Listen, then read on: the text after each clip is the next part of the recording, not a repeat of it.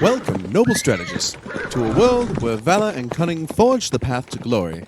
This is Hastilude, where knights are the heroes of the land, earning honor through acts of chivalry, heeding the call of the king, and displaying their fighting prowess in combat tournaments. Hastilude is a worker placement and resource management game in which you are the master of your domain, commanding diligent workers and valiant knights. Your goal is to gather resources, acquire mighty armaments, claim victory in jousting tournaments, all while heeding the orders of the king and venturing on quests when needed. Hastilude includes a king's ransom of components such as workers, knights, card decks, resource cubes, and a large professionally illustrated game board. At the start of each game, each player's fiefdom begins with 5 workers, a level 1 knight, as well as a varying amount of resources depending on your starting position. Each worker under your command has the primary task of gathering 3 basic resources, stone, wood, and leather, and 2 advanced resources, copper and iron. These resources are the very foundation of your burgeoning domain.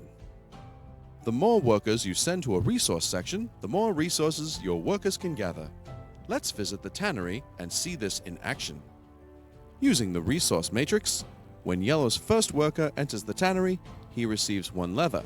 Orange enters the tannery on his turn, going to the next available slot, and his worker also gets 1 leather. Yellow sends a second worker to the tannery during this round, but this worker gets 2 leather for a total of 3.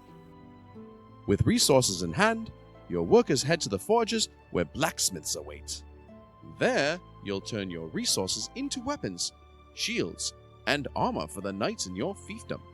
Depending on the level of weapon, sword, or armor you're wanting, you will need more and varying resources. Perhaps you want a level 2 sword. Send a worker to the forge with 3 stone and 1 iron and it is yours. Beware though. You will not be allowed to enter the forging areas if you do not possess the necessary resources to craft. Short on resources? Worry not, my lord. A trip to the market where resources and gold are available for purchase and sale can help out in a pinch. Follow the market matrix to see what is available and at what cost. Feel like your workers are spread too thin? Have a little extra gold? Send someone into the realm to hire up to 5 additional workers to help you gather more resources. And for each new worker you hire, you'll gain some victory points. Well worth the cost, don't you think? Your workers will do more than just gather resources. They can also find quests and take king's orders and work with your knights to complete them. For green to complete this order, he needs a knight with a strength of 6 and 2 each of wood and leather, as well as 1 iron.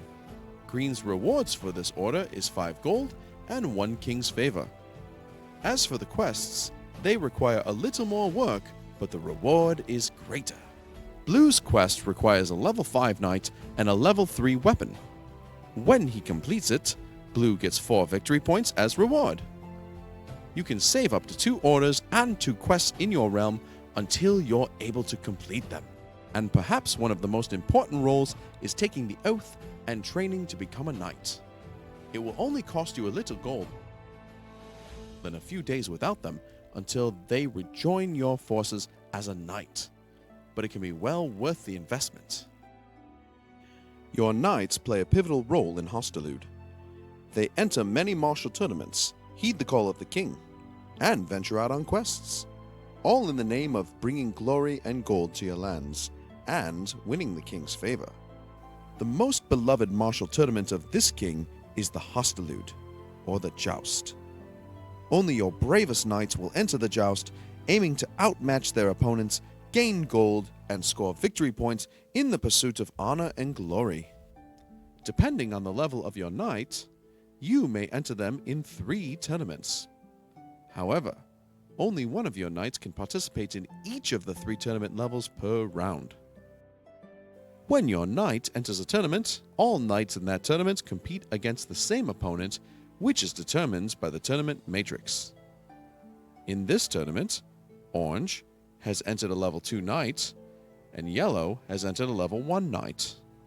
Use the tournament matrix to determine their opponent's strength. In this tournament, it will be between 2 and 8.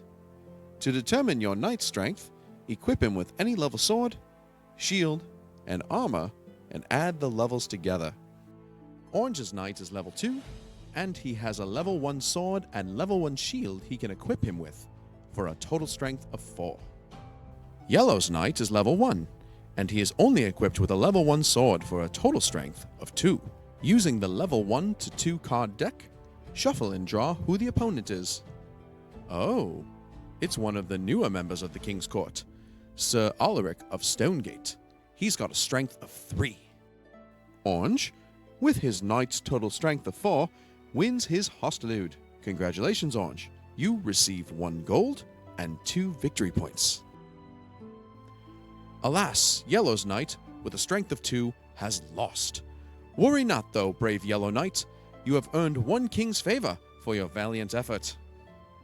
When not participating in the Hastilude tournament, your knights can turn in their orders or quests and reap the rewards.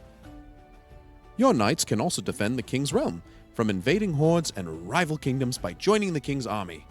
They will also be paid 1 gold for their steel and bravery. Upon the final round's end, you will finish tallying up all of your victory points from the array of good deeds, fulfilled quests and orders, as well as any tournament victories. The player with the most victory points at the end of the game is crowned the winner. This video only covers the very basics of Hastilude. To get a full understanding of this amazingly nuanced game, it is by the King's decree that you read the rulebook in its entirety.